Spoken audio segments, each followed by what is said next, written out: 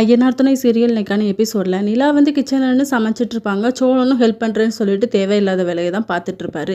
நம்ம 2 பேருமே தனி கொடுத்துரும் போயிடலாமா, நீ ஓகேன்னு மட்டும் சொல்லு போயிடலாம் அப்படின்னு சொன்னதுக்கப்புறமா நிலா வந்து சூடு வச்சு விட்டுறாங்க. ஐயையோ நல்லா ரொமான்டிக்காக இருக்கும்னு சொன்னேன், இப்படி பண்ணி விட்டியே அப்படின்னு சொல்லிட்டு நிலா ஸ்லிப்பாகி கீழே விழும்போது நம்ம சோழன் தான் தாங்கி பிடிப்பார். அதுக்கப்புறம் அவங்க நீங்கள் இங்கே இருக்காதீங்கன்னு திட்டி அமுச்சு விட்ருவாங்க. இன்னொரு பக்கம் வானதி காட்டுவாங்க. அப்போ அங்கே ஒரு வயசானவர் வருவார். என்னோடய ஒய்ஃபுக்கு வந்து லூஸ் மோஷனாக இருக்குமா, கொஞ்சம் டேப்லெட் தெரியும் அப்படின்னு சொல்லி கேட்டால் டாக்டரை பார்க்கணுன்னு சொல்லி அமுச்சு விட்ருவாங்க. டாக்டரும் அந்த கிளினிக்கு வந்திருப்பாங்க.